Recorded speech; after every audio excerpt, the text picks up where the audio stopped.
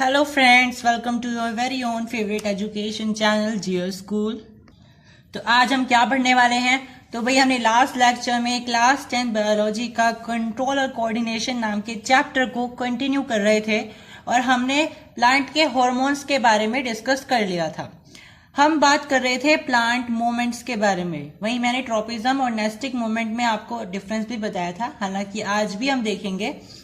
फिर मैंने बताया था कि अलग अलग ट्रोपिज्म्स होते हैं। फोटोट्रोपिज्म्स होता है, जियोट्रोपिज्म होता है, केमोट्रोपिज्म होता है, थिग्मोट्रोपिज्म होता है, बहुत सारे ट्रोपिज्म्स होते हैं और इनका पॉजिटिव रोल भी होता है, नेगेटिव रोल भी होता है। नेगेटिव और पॉजिटिव किस हिसाब से बताए थे? अगर आपकी डायरेक्शन टूवर्ड्स किसी ट्रोपिज्म के है, टूवर्ड्स किसी स्टिमुलस के है, तो इसका मतलब वो पॉजिटिव हो जाएगा वो ट्रोपिज्म।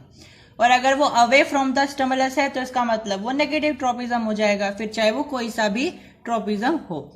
तो आज हम क्या पढ़ने वाले हैं? आज हम उन्हीं ट्रोपिज्म्स यानी फोटोट्रोपिज्म, जियोट्रोपिज्म और ये जो सारे के सारे ट्रोपिज्म्स थे उनके रियल लाइफ बेस्ड एग्जांपल्स देखने वाले हैं, जो आप अपने आसपास या तो करके देख सकते हो या फिर आप अपने आसपास उनको ऑब्जर्व करते हो।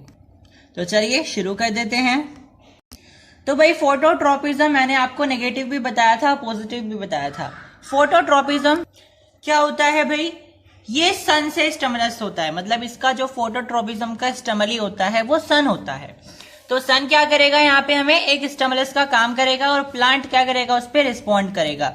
अब प्लांट उस पर रिस्पॉन्ड दो तरीके से कर सकता है, या तो नेगेटिव ट्रोपिज्म से या फिर पॉजिटिव ट्रोपिज्म से। नेगेटिव ट्रोपिज्म मतलब या तो सन से दूर भागेगा या फिर सन के टुवर्ड्स जाएगा। जैसे कि मैंने यहाँ पे सेटअप बनाया हुआ है, यहाँ पे मैंने क्या किया, एक पॉट लिया है और उस पॉट को मैंने ऐसे नीचे डाल दिया है। अब उस पॉट को जैसे ही मैंने नीचे डाला ना, उसकी लीव्स क्या करेंगी, उसकी जो स्टेम होगी या शूट सिस्टम होगा वो क्या करेगा, वो सन के टुवर्ड्स जाएगा, सन के टुवर्ड्स। अब क्यों जा रहा है वो सन के टुवर्ड्स?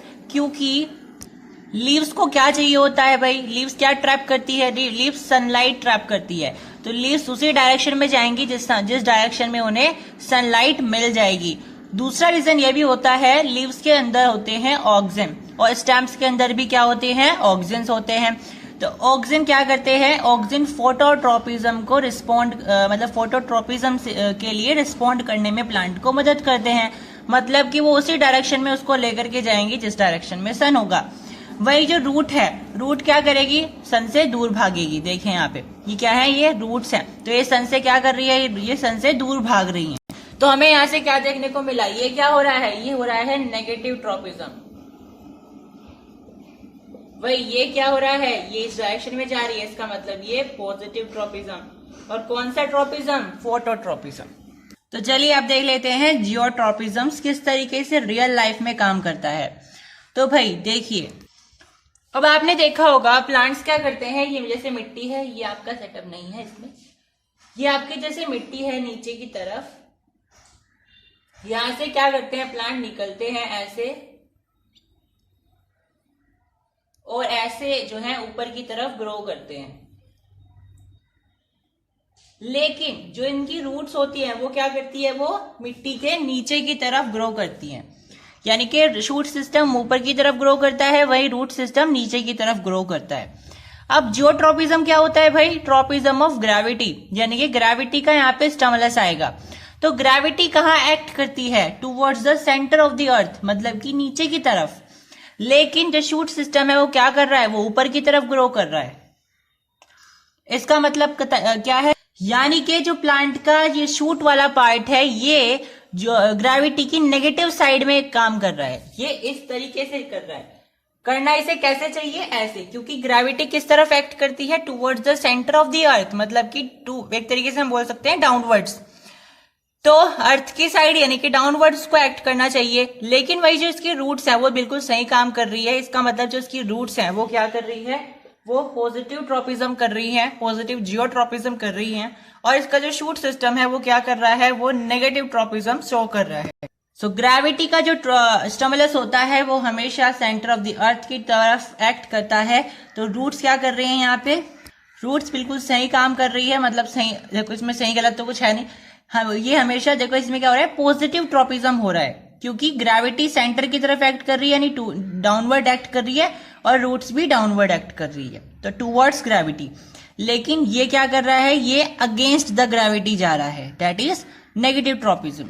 चलिए अब पढ़ते हैं केमोट्रोपिज्म के बारे में। Chemotropism is related to chemicals, यानी कि यहाँ पे स्टिमुलस क्या होने वाला है, केमिकल्स। अब जरूरी नहीं है वो वाले केमिकल्स हो जैसे कि आप अपने साइंस लैब में देखते हो सकता है वो नेचुरल केमिकल्स हो सकते हैं, कुछ लिक्विडी टाइप का, सुगरी टाइप का कोई मटेरियल हो सकता है जो कि हम अपने रियल लाइफ में ऑब्जर्व करते हैं केमोट्रोपिज्म में।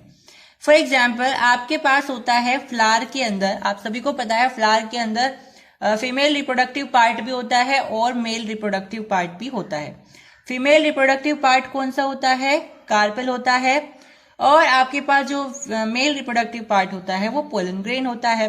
अब कार्पेल क्या करता है, पोलन ग्रेन को अपनी तरफ अट्रैक्ट करने के लिए, ताकि पोलन ग्रेन उसके पास आ जाए, कार्पेल क्या करेगा, एक शुगरी टाइप का सब्सटेंस रिलीज करेगा। देखिए कुछ इस तरीके का होता है आपके पास, ठीक है। तो यहाँ पे जो है आपका कार्पेल होता है और यहाँ पे आपके पोलन ग्रेन्स होते हैं। तो पोलन ग्रेन को अट्रैक्ट करने के लिए कार्पेल क्या करेगा, यहाँ से इसके पास यहाँ पे कार्पेल होता है, ये क्या करेगा, ये शुगरी टाइप का मटेरियल रिलीज करेगा, शुगरी टाइप की एक लिक्विड को रिलीज करेगा ताकि पोलन ग्रेन इसके पास आकर के चिपक जाए, क्योंकि शुगरी कैसी होती है नेचर में, स्टिकिंग होती है। तो ये जैसे चिपक जाएगा तो ये यहाँ पे इसके पास ओवरी में चला जाएगा, एग्स के पास चला जाएगा, और एग्स के पास जैसे ही जाएगा वो फर्टिलाइज हो जाएगा। यानी कि कार्पेल का इसे अट्रैक्ट करने का मकसद क्या था, फर्टिलाइजेशन ऑफ इट्स एग। तो ये जो हमारे पास ये पूरी जो प्रोसेस चला है, कार्पेल ने रिलीज करी शुगरी मटेरियल और फिर आपका जो पोलन ग्रेन है वो उसके पास जाकर के चिपक गया और फिर फर्टिलाइज हो गए वो। यहाँ पे इससे हमें क्या पता चलता है, दैट इज पॉजिटिव केमोट्रोपिज्म, यानी केमिकल्स की तरफ वो मूव कर गया, तो ये हमारा पॉजिटिव केमोट्रोपिज्म हो गया। अब आपने देखा होगा कभी कभी क्या होता है, जब हमें किसी जगह पे जैसे घास उग जाता है, कोई वेस्ट वाला जो घास होता है, रीड्स होती है, वीड्स होती हैं, अगर हमें उन्हें रिमूव करना है तो हम क्या करते हैं, एक दवाई छिड़क देते हैं, एक तरीके का हमारे पास एक लिक्विडी मटेरियल होता है, केमिकल होता है बेसिकली, उसे हम छिड़क देते हैं, स्प्रे कर देते हैं। अब क्या होता है, उसके छिड़काव से मोस्ट ऑफ द जो वहां पे रीड्स हैं, वीड्स हैं, और जो हमारे लीव्स हैं या ग्रास, जो वेस्ट ग्रास है, वो बहुत सारा ग्रास उसमें से सूख जाता है, यानी कि वो कहीं ना कहीं उस केमिकल के प्रभाव में आ गए, यानी वो पॉजिटिव ट्रोपिज्म हो गया, है ना। लेकिन कुछ ऐसे भी उसमें से ग्रास बच जाते हैं जो फिर भी हरे रह जाते हैं, आपने ऑब्जर्व भी किया होगा। तो वो जो बच गए हैं वो होते हैं नेगेटिव ट्रोपिज्म फॉलो करने वाले, मतलब कि वो उस केमिकल्स के प्रभाव से दूर भाग गए, उन्होंने उसका प्रभाव गेन नहीं किया, या तो उनके आसपास अगर वो केमिकल गिरा होगा तो उनकी रूट ने क्या किया होगा, अपना रास्ता बदल लिया होगा, दूसरी डायरेक्शन में वो चले गए होंगे, और जो उनके केमिकल्स के पास अट्रैक्ट होके गई होंगी, जिनकी रूट्स, वो उसके प्रभाव में आ गए होंगे, जैसे हमने यहाँ पे देखा। तो अगर वो केमिकल के प्रभाव में आ रहे हैं तो वो पॉजिटिव ट्रोपिज्म हो गया, और अगर वो दूर भाग रहे हैं केमिकल के प्रभाव से तो डेट इज नेगेटिव ट्रोपिज्म। तो केमिकल दोनों सेंस में हो सकता है, जैसे यहाँ पे केमिकल क्या था, नेचुरल केमिकल था, एक शुगरी मटेरियल जो कि कार्पेल ने रिलीज करा था। लेकिन इन जनरल जो मैंने अभी बात करी आपको, अगर हमें कहीं अपने जो ग्रास होता है, जो बेकार का घास होता है, अगर हमें उसे रिमूव करना होता है तो हम एक केमिकल जो है इस पे स्प्रे कर देते हैं, या फिर हम वहां पे केमिकल टाइप ऑफ मटेरियल एक तरीके से मिट्टी में दाब सकते हैं, ठीक है। फिर क्या होगा, अगर उस मिट्टी में दबे हुए केमिकल से जो रूट, जिस भी प्लांट की रूट इन्फ्लुएंस में आएगी, टूवर्ड्स इट मूव करेगी, तो वो आपकी पॉजिटिव ट्रोपिज्म में आ जाएगी, यानी वो सूख जाएगा, नहीं तो वाइस वर्सा। तो चलिए अब समझते हैं हाइड्रोट्रोपिज्म। अब हाइड्रोट्रोपिज्म को समझने के लिए आपको क्या करना पड़ेगा भाई, आपको एक पॉट लेना पड़ेगा, उसके अंदर बढ़िया सी मिट्टी होनी चाहिए, आपको मिट्टी डालनी पड़ेगी, ऑफकोर्स वो डली डलाई नहीं आएगी। तो आपको क्या करना पड़ेगा, एक बढ़िया सा पॉट लेना पड़ेगा, उसके अंदर सारी की सारी फेवरेबल कंडीशंस जो एक बीज को जर्मिनेट, एक सीड को जर्मिनेट करने के लिए चाहिए होती है, वो सारी इसमें फुलफिल करनी पड़ेगी। फॉर एग्जाम्पल आपको एक बढ़िया सी मिट्टी लेनी पड़ेगी जिसके अंदर सारे के सारे न्यूट्रिएंट्स हो। तो आपने क्या किया, यहाँ पे मिट्टी ले ली, फिर आपको बीज भी डालना पड़ेगा ऑफ कोर्स, तो बीज आपने ऐसे यहाँ पे दबा दिया। फिर आपको उसके ऊपर वाटर वगैरह भी स्प्रिंकल करना पड़ेगा। लेकिन आपको क्या करना पड़ेगा भाई, एक बार आप वाटर डाल सकते हो ताकि थोड़ी सी रूट निकल जाए। फिर आपको यहाँ पे क्या करना पड़ेगा, उसी दिन जिस दिन आपने बीज दबाया, एक छोटा सा, आपने देखा ना दिए होते हैं, उन दिए में आपको एक पानी, उन दिए के अंदर आपको पानी भर देना है। जो आप मटेरियल लोगे पानी वाला, पानी भरने के लिए, वो आप मिट्टी का ही लो, कोई छोटा सा बर्तन हो, ठीक है। जैसे आप हमारे पास दिया होता है, वो सबसे बेस्ट है। तो आपने क्या किया, उस दिए को लिया, उसमें पानी भर के यहाँ पे रख दिया। अब आप जब कुछ दिन यहाँ पे ऑब्जर्व करोगे, इसकी जड़ें निकल आएंगी क्योंकि आपने इसमें ऑलरेडी पानी डाल दिया है। एक बार आपको इसमें पानी डालना है ताकि इसकी रूट्स थोड़ी सी जर्मिनेट हो जाए नीचे की तरफ, ठीक है, ब्रेकिंग हो जाए इसकी डोरमेंसी की। फिर आपको वेट करना है, इतने इसमें से लीव्स निकलती, तो यहाँ से लीव्स निकल जाएंगी कुछ दिन बाद। अब जैसे लीव्स निकलेंगी, आप क्या करोगे, इस प्लांट को फाड़ दोगे। अब आप फाड़ क्यों रहे हो, आप कहोगे सर इतनी मेहनत क्यों करवाई जब आपको इसे फाड़ना ही था। तो हम अभी देखने वाले हैं हमने इसको क्यों फाड़ा है। देखिए, जैसे ही आप इसको फाड़ोगे, ये बीज होता है ऐसे ही लगा रहता है। न्यूली जो प्लांट होते हैं, जैसे आप उनको फाड़ते हो तो उनकी जड़ से ऐसे ही कनेक्टेड रहता है, और ये आपकी लीव्स आ जाएंगी ऐसे। तो आपकी ये जो जड़ें होंगी ना, आप ये ऑब्जर्व करोगे कि ये इस डायरेक्शन में आई हैं, क्योंकि इस डायरेक्शन में पानी रखा हुआ था। तो ये क्या है, ये हाइड्रोट्रोपिज्म का एग्जाम्पल है। चलिए अब थिग्मोट्रोपिज्म समझते हैं। That is related to touch, यानी कि अगर आप उसको टच करते हो तो वो ट्रोपिज्म शो करेगा। लेकिन यहाँ पे ऐसा नहीं है कि आप ही टच करोगे तभी वो तभी वो हम बोल सकते हैं ट्रोपिज्म शो करेगा। यानी हमारा जो टच है यहाँ पे जरूरी नहीं है, डेट इज नॉट स्पेसिफाइड कि वो आपका ही टच हो। Date can be any body जिसके टच से वो ट्रोपिज्म शो कर सकता है। जैसे कि आपने देखा होगा कई बार, अगर आप सब्जियां उगाते हो तो आपने गर्मियों के सीजन में, समर सीजन में आपने देखा होगा आपकी मम्मियां क्या करती हैं, लौकी तोरी की बेल लगाती हैं। अब लौकी तोरी की बेल पता है क्या होती है, लौकी तोरी की बेल में क्या होते हैं, स्प्रिंग्स लाइक स्ट्रक्चर होते हैं, कुछ ऐसे दिखने वाले स्ट्रक्चर होते हैं जो क्या करते हैं, जैसे उनके कांटेक्ट में कोई चीज आती है ना, वो उसको ऐसे पकड़ लेते हैं और उसी का सहारा बन के उस पर चढ़ जाते हैं। जैसे क्योंकि वो बेल है तो बेल के पास जनरली ये देखने को मिलता है, अंगूर की बेल हो, लौकी की हो, तोरी की हो, तो बेल के पास ना ये वाली प्रॉपर्टी देखने को मिलती है। इनको आप टेंड्रिल्स बोलते हो। ये क्या करती है, बहुत सेंसिटिव होती है। जैसे ही इनके पास या इनके टच में कोई ऑब्जेक्ट आता है, जैसे लकड़ी हो सकती है, जो भी हो सकता है, वो उसको पकड़ लेती हैं और उसी की मदद से ऊपर चढ़ जाती हैं। तो इसीलिए हमारी मम्मियां क्या करती है, जब भी लौकी तोरी लगाती है तो उसके आसपास लकड़ियां खड़ी कर देती हैं, ताकि जैसे ही इनके ऊपर टेंड्रिल आए तो वो टेंड्रिल्स क्या करें, इन लकड़ियों को पकड़ लें और ऊपर की तरफ चढ़ जाएं, ताकि ये बेल ऊपर की तरफ चढ़ जाए, ठीक है, इन्हें सहारा मिल सके एक तरीके से। क्लियर। तो क्योंकि ये हमारे ऑब्जेक्ट के टच में आने से अपना इन्फ्लुएंस शो कर रही है, एक तरीके से हम रिस्पॉन्स शो कर रही है, ये हमारा पॉजिटिव थिग्मोट्रोपिज्म हो गया। ओके, अब देखिए नेस्टिक मूवमेंट अब पढ़ने वाले हैं। हमने सारे के सारे जो ट्रोपिज्म्स होते हैं, ट्रोपिज्म मूवमेंट जो होता है, ट्रोपिक मूवमेंट जो होता है, उसको हमने कंप्लीट कर लिया है। तो नेस्टिक मूवमेंट क्या होता है भाई, प्लांट का ऐसा मूवमेंट अगर उसके एक्सटर्नल स्टिमुलस की वजह से वो क्या करे, without any determination of direction वो रिस्पॉन्स कर जाए।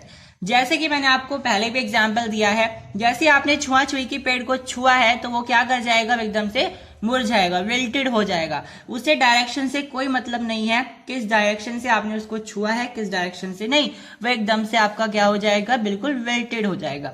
So that is nastic movement. यहाँ पे डायरेक्शन का कोई भी डिटर्मिनेशन नहीं है, या आपने जस्ट उसको क्या किया, एक एक्सटर्नल स्टिमुलस दिया और उसने अपना रिस्पॉन्स शो कर दिया without including the direction, right. अब भाई जो नेस्टिक मूवमेंट होता है और जो आपका ट्रोपिक मूवमेंट होता है, आप बोल सकते हो ट्रोपिज्म होता है, उसमें क्या अंतर होता है, इन दोनों में क्या अंतर होता है। मैंने आपको पहले भी बताया था कि जो ट्रोपिक मूवमेंट होता है वो आपका डायरेक्शन रिलेटेड होता है, लेकिन नेस्टिक मूवमेंट आपका डायरेक्शन रिलेटेड नहीं होता है, ये आपको डायरेक्शन नहीं बताएगा। दूसरा डिफरेंस क्या होता है, ट्रोपिक मूवमेंट हमेशा आपका एक ग्रोथ मूवमेंट होगा, इससे आपकी ग्रोथ, इससे जो आपकी प्लांट है उनकी ग्रोथ जरूर होगी, चाहे वो नेगेटिवली हो चाहे वो पॉजिटिवली हो। जैसे आपने फोटोट्रोपिज्म देखा था, शूट्स जो कर रही थी वो सन की तरफ सन की डायरेक्शन में ग्रो कर रही थी, और रूट्स क्या कर रही थी, सन के नेगेटिव डायरेक्शन में ग्रो कर रही थी, लेकिन ग्रो तो कर ही रही थी ना दोनों केस में। तो हमेशा ध्यान रखेंगे कि ट्रोपिज्म्स में हमेशा ग्रोथ होती है, लेकिन नास्टिक मूवमेंट में ग्रोथ हो भी सकती है, हो भी नहीं सकती। इट इज नॉट स्पेसिफाइड कि वो होगी नहीं या होगी, ये हो भी सकती है, हो भी नहीं सकती, लेकिन ट्रोपिज्म हमेशा आपका एक ग्रोथ मूवमेंट होता है। तो एग्जाम्पल के लिए आप समझ सकते हो, जैसे आपने टच मी नॉट प्लांट को टच किया है तो उसमें जो आपकी लीव्स थी वो जस्ट मुरझा जाएंगे और फिर वापस से ऐसी हो जाएंगी। तो यहाँ पे ग्रोथ नहीं हुई है, तो ये आपका ग्रोथ वाला तो नहीं है। अब नेस्टिक मूवमेंट ग्रोथ वाला भी हो सकता है। फॉर एग्जाम्पल, जैसे ही सन आया तो सनलाइट की वजह से जो सनफ्लावर की पेटल्स थी वो खुल गई, तो ये आपका ग्रोथ वाला मूवमेंट हो गया। यानी इस बार जो आपका प्लांट है उसने नेस्टिक मूवमेंट ग्रोथ की टर्म्स में दिखाया है। तो चलिए अब हम देखने वाले हैं कि टच मी नॉट प्लांट के अंदर ऐसा क्या होता है कि जैसे आप उसको टच करते हो वो एकदम से मुरझा जाता है, और फिर 15-20 मिनट बाद वो फिर से एक तरीके से उसकी जो पोजीशन है वो रिस्टोर हो जाती है। तो ऐसा उसके अंदर क्या होता है, तो चलिए देख लेते हैं। तो जितने भी सेंसिटिव प्लांट्स होते हैं जिनके अंदर आपका टच मी नॉट प्लांट आता है, जिसका आप बोल सकते हो बायोलॉजिकल नाम क्या है, मिमोसा पुडिका है। तो आपका जो टच मी नॉट प्लांट है वो एक सेंसिटिव प्लांट है, यानी कि जो मिमोसा पुडिका जो प्लांट है वो आपका एक सेंसिटिव प्लांट है। अब जितने भी सेंसिटिव प्लांट्स होते हैं उनके अंदर एक स्वेलिंग टाइप का एक पैड लाइक स्ट्रक्चर होता है जिसको आप पलवनी बोल देते हो। ठीक है, मैंने क्या क्या बताया देखिए। सबसे पहली बात तो ये बताई है कि जो आपका टच मी नॉट प्लांट होता है उसका बायोलॉजिकल नेम होता है मिमोसा पुडिका। दूसरी बात, जितने भी आपके पास सेंसिटिव प्लांट्स होते हैं जिनके अंदर आपका टच मी नॉट प्लांट भी आता है, इनके पास इनकी लीव्स में एक पैड लाइक स्ट्रक्चर होता है। ये इनकी लीव्स हैं, तो इनकी लीव्स में क्या होगा, एक पैड लाइक स्ट्रक्चर होता है। पैड लाइक स्ट्रक्चर यानी एक स्वेलिंग टाइप, यानी इनकी जो पत्तियां है ना, इनके ब्रॉड लाइक स्ट्रक्चर होता है इनकी पत्तियों पर, मोटा सा, जो कि पैड लाइक स्ट्रक्चर है, स्वेलिंग सी होती है। इनको आप बोलते हो पलवनी। अब क्या होता है, अब ये जो आपकी पलवनी है ना, यही सारा खेल पलटती है। इसके अंदर होता है ढेर सारा पानी, यानी ये अपने अंदर क्या स्टोर करके रखता है, वाटर स्टोर करके रखता है। और क्योंकि इसके अंदर पानी भरा रहता है, इसके अंदर बहुत सारा स्पेस भी होता है, इसकी वजह से पत्तियों को ना बिल्कुल ऐसे स्ट्रेट खड़ा रखता है प्लांट के ऊपर। ठीक है, वो बिल्कुल हमें ऐसे मुरझाई भी नहीं दिखती, वो हमें बिल्कुल ऐसे दिखाई देती है। तो पलवनी के अंदर वाटर होने की वजह से जो प्लांट होता है टच मी नॉट प्लांट, वो बिल्कुल हमें इरेक्ट दिखाई देता है, बढ़िया सा दिखाई देता है एकदम। तो जैसे ही आप किसी टच मी नॉट प्लांट को टच करते हो तो इलेक्ट्रिक इंपल्स कहाँ जाती है, इलेक्ट्रिक इंपल्स इस पलवनी के पास जाती है, और ये पलवनी क्या करता है, अपने अंदर से सारा का सारा, अपने सेल्स के अंदर से सारा का सारा जो पानी है वो एक तरीके से निकाल देता है।